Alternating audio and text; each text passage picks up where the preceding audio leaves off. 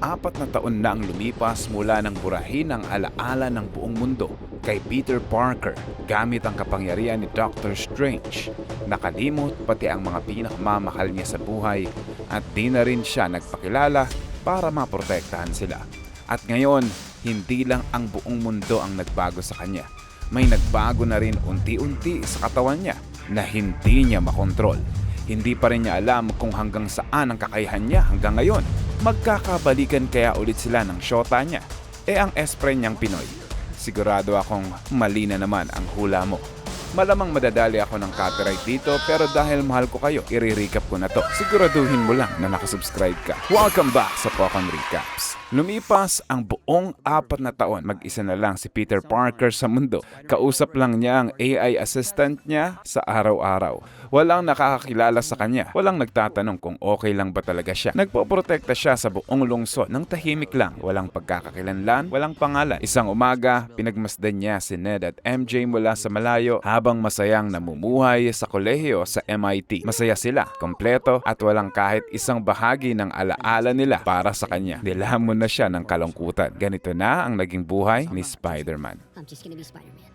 Pero tuloy pa rin ang trabaho. Tinalo niya ang mga dating kalaban niyang si Scorpion, ang mga ninjas, at ang iba pang mga epal. Bilang pagkilala sa patuloy na pagbaba ng crime rate sa lungsod, ibinigay sa kanya ng New York ang simbolikong susi ng lungsod. Nakuha na niya ang tiwala ng police detective at lagi niya ring binibisita ang puntod ng auntie niya. Isang araw, biglang may nag-hijack ng tangke sa kalsada. Agad na umakto si Peter sa kanyang Spider-Man suit. Sa gitna ng kaguluhan, banggaan niya ang isa pang hindi inaasahang bida-bida na si Frank Castle alias Punisher na may brutal na taktika para magligtas sa mga tao laban sa mga rebelde. Nagkagit-gitan sila ng kani-kanyang prinsipyo pero hindi natapos ang debate dahil binara na siya ni Spider-Man para hindi na siya madamay pa. Iyak ka na lang boy. Dinaluhong ng tangke ang building ng Damage Control Detention Center. Nagkagulo ang mga tao at pagbukas niya ng tangke, isang matandang babae. Mula sa babae may sumanib naman bigla sa sundalo. Walang maalala ang matanda sa nangyari. Mula sa sundalo, lumipat ito sa iba pang mga tao na parang sinasaniban. Hinabol ito ni Spider-Man hanggang sa kinokontrol nito ang isang opisyal sa helipad para ibahin ang patutunguhan ng kriminal na si Scorpion.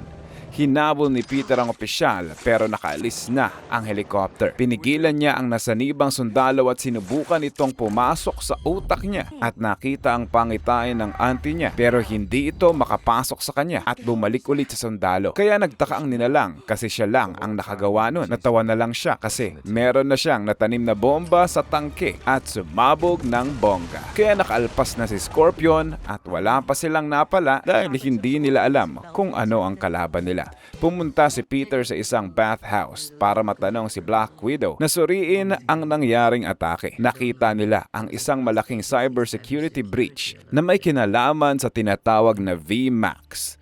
Posibleng konektado ito sa puwersang sumasanib sa mga tao at leader ng lungsod. Kaya bumisita naman siya sa Damage Control Facility. Tinanggap siya ng direktor na si Bill Metzger at ipinagmamalaki ang high-tech complex nito. Kasama ang kontrobersyal na desisyon na gawing security guards ang mga ninja. Sa opisina nila, nag-usap sila tungkol sa nilalang na sumasanib sa mga tao pero sinabi nitong wala siyang alam tungkol sa tinatawag na VMAX. Siguro kung VivaMax, kabisado niya. Habang kausap niya si detective para sa dagdag na impormasyon, nakita niya si Ned sa isang tindahan. Masaya, kontento, walang alaala sa kanya. Sumunod siya sa isang college party at hindi sinasadyang magkatagpo sila ni Ned. Nalaman niyang si Ned pala ang gumawa ng Spidey Tracker app na nagpapakita ng kasalukuyang lokasyon ni Spider-Man at ang mga teorya ng tunay na pagkakakilanlan ni Spider-Man.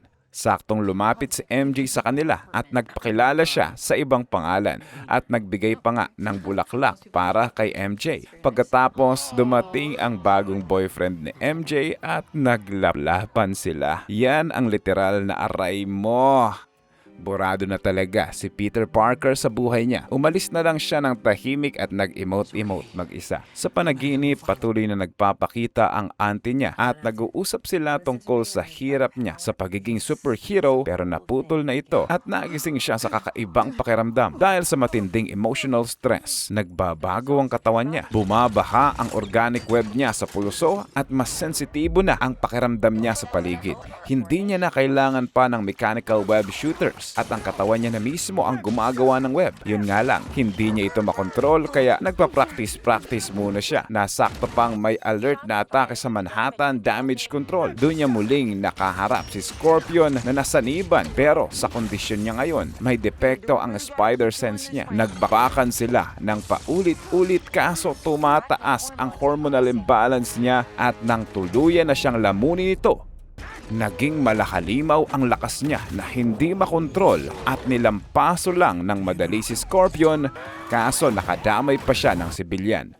Pinagalitan siya ni detective pagkatapos ng laban na kailangan niya munang ayusin ang problema niya bago siya makatulong sa iba. Para malaman ang solusyon, pumunta naman siya sa isang university kung saan nagtuturo si Dr. Banner. So hindi rin sila magkakilala, kaya nagpanggap siyang estudyante at natanong kung paano niyang nakokontrol ang sarili na hindi maging halimaw. Gumagamit pala siya ng inhibitor na nakasalpak sa katawan niya. Kaya pag uwi sa bahay, nag-imbento na rin siya ng sariling inhibitor. Gumagana ito ng una pero nag-overheat at kung ano-anong gulo ang nadudulot nito. Nagkandasabog-sabog, nagkandasapot-sapot, hanggang sa napadpad siya sa kalye. Nang hindi inaasahang humarap sa kanya ang sumasanib na nilalang para kausapin siya ng personal dahil natunto na pala nito ang apartment niya at natuklasan na nito ang buradong pagkakakilanlan ni Peter at dahil nalaman na rin ito kung sino ang kahinaan niya, isusunod niya na si MJ. Kaya nagpaunahan sila ni Peter. Higit na mas mabilis ito kaysa sa kanya sa pagitan ng mga katawan. Kaya pinakompute niya sa AI kung gaano kalayo ang hindi siya makakapagsanib sa iba at ginawa niya rin ito sa pagsapot sa helicopter at nilambitin ito nang wala siyang mapupuntahan. Nang makarating siya sa apartment ni MJ, laking gulat nito at mabilis niyang binalaan ito tungkol sa paparating na panganib sa kanya at kinumbinsi itong sumama sa kanya. Napatanong tuloy si MJ kung bakit palagi na lang siyang pinoprotektahan ni Spider-Man. Hindi na siya nagsalita para mapanatili ang kaligtasan ni MJ. Nakwento ni MJ kung bakit may mga hindi siya maintindihang mga alaala pero ayaw magpakilala ni Peter. Konting pilit pa ay hinubad na niya ang maskara ni Peter at nangyari ang makasaysayang balikan ng magsyota. Naglaplapan, nagyakapan at nag-iyakan. At hindi lang yan. Pagkatapos, hindi pala talaga si MJ ang kausap niya. Sinaniba na siya bago pa sila magkita, kaya nasayang ang mga luha mo, bugoy. Aray mo na naman. Biglang nagbago ang aura ni MJ at ininsulto siya kung gaano kabilis malinlang at saka nagtangkang tumalon sa building, saka umalis sa katawan ni MJ. Sinagip niya agad si MJ bago pa lumagapak sa lupa. Sumuko na siya at sinabing hindi na siya sasagabal sa kanila. Habang papalayo, nakita niya ang totoong muka ng kalaban. Isang dalaga. Para masigurado ang kaligtasan ni MJ, pumunta sila sa longga ni Frank. May alitan man sila pero nagmakaawa si Peter at pumayag na si Frank na bigyan sila ng matutuluyan. Natukoy na nila kung ano ang tunay na pagkakakilanlan ng kalaban. Si Jean Grey, isa sa pinakamakapangyarihang mutant. Target nitong isunod ang mga nanonood ng hindi nakasubscribe. Habang inaayos ni Peter ang inhibitor, nagkakwentuhan sila ni MJ. Ikwento ni Peter kung paano niya sinacrifice ang kanyang sariling kaligayahan at relasyon para mapanatiling ligtas ang mundo at ang mga taong mahal niya. Nakikisimpatya naman si MJ kahit wala siyang maalala. Natuklasan ni MJ ang micromagnetic field interference na hindi napapansin ni Peter, kaya naayos na sa wakas ang inhibitor ng walang palya. Iba talagang nagagawa pagkasama siya. Sana all. Bigla na namang umatake sa isang damage control si Jean Grey, kaya sumugod na naman si Spider-Man ng mag-isa. Saka nakumbinsi si Frank na sumunod bilang resback niya. Sa loob ng damage control, dinaluhong ni Jean Grey si Metzger para mapasok ang tinatago nilang vault. Habang nangyayari ito, palihim na pumasok si Spider-Man para hindi lumala pa ang sitwasyon. Kaso kontrolado na pala ni Jean si Bruce Banner dahil tinanggal ang inhibitor niya kaya napalabas nito si Hulk. Nagkagulo ang lahat. Desperadong iniiwasan ni Peter ang galit ni Hulk at hinampas-ampas siya ng walang awa. Buti na lang ay dumating si Frank na may pangmalakasang armas.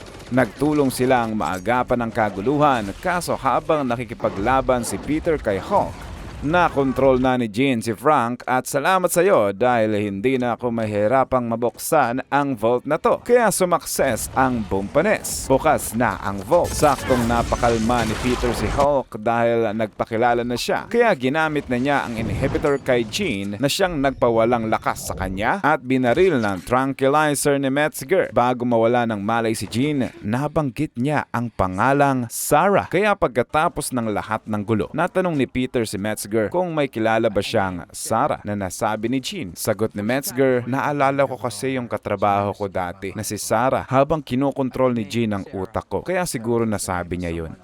Pagbalik niya kay MJ, hawak na niya ang sulat na inihon ni Peter at kinumpronta siyang sabihin ang katotohanan. Pinipilit ni Peter na panatilihin ang katotohanan para sa proteksyon niya. Pero sinabi ni MJ na huwag kang pala desisyon para sa kinabukasan ko. Kaya sa wakas, inamin na ni Peter ang lahat. Ang malagim na pagkakasala niya, ang sakit ng buhay nang wala siya, at sa wakas, ang pagmamahal sa kanya.